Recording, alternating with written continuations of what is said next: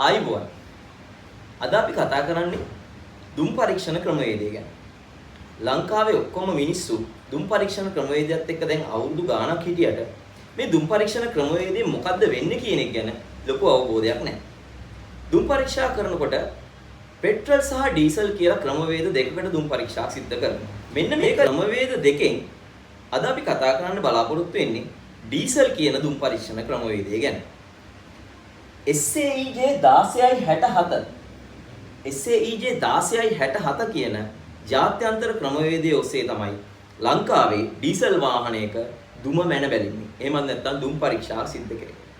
මේකදී අපි දැනගෙන ඉන්න ඕනේ ඩීසල් වාහනයක මේ දහන කුටීරය ඇතුලේ ඩීසල් ටික කොහොමද පත්තු වෙන්නේ කියන එක. ඒක මූලිකව අවබෝධයක් තිබිය යුතු කාරණාවක්. ඩීසල් වාහනයක දහන කුටීරය ඇතුලේ ඩීසල් ටික පත්තු වෙන්නේ කම්ප්‍රෙෂන් එකට. එහෙම නැත්නම් සම්පීඩනයේදී තමයි මේ ඩීසල් ටික පත්තු වෙන්නේ. එතකොට ඩීසල් වාහනයක අර පෙට්‍රල් වාහනයක වගේ පුලිංගුවක් නිකුත් කළාද ඩීසල් ටික ඇතුලේ පත්තු වෙන්නේ නැහැ. ඩීසල් කියන්නේ ස්වයං දහන ඉන්ධනයක්. ඩීසල් ටික කම්ප්‍රෙෂන් වෙද්දී එහෙම නැත්නම් සම්පීඩනයට ලක් වෙද්දී ඩීසල් ටික එයාවම පුච්ච ගන්නවා. එහෙම නැත්නම් එයාවම දහනය කර ගන්නවා. ඒකයි ඩීසල් ස්වයං දහන ඉන්ධනයක් කියලා කියන්නේ.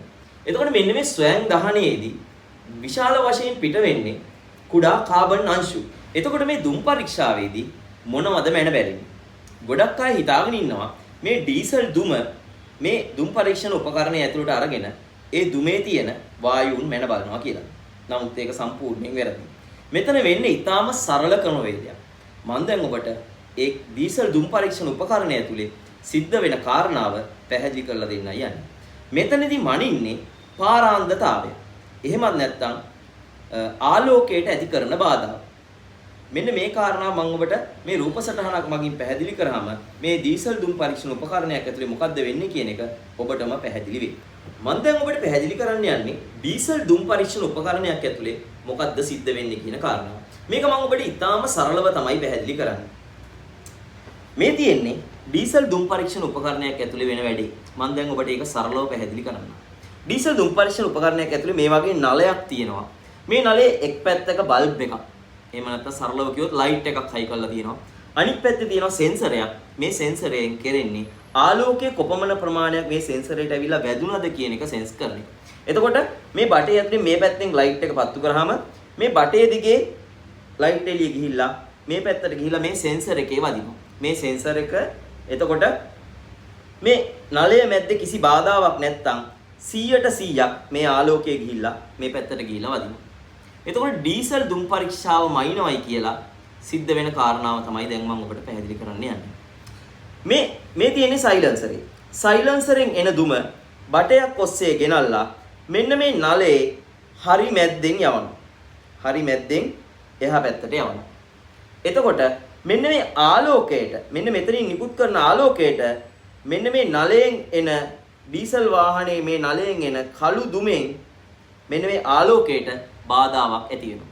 අන්නේ ඇති කරන බාධාවට තමයි ඒ ආලෝකයට ඇති කරන බාධාවට තමයි අපි ඔපැසිටි එහෙම නැත්නම් පාරාන්දතාවය කියලා කියන්නේ.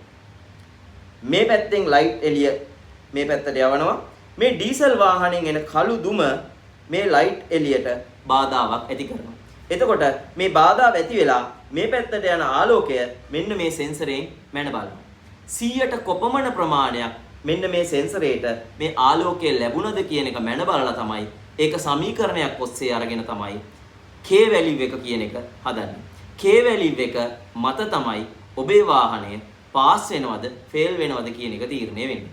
K වැලියු එක මයින්කොට 3 වරක් ක්ෂණික උපරිම ත්වරණයට ලක් කළා වාහනේ රේස් කරනවා.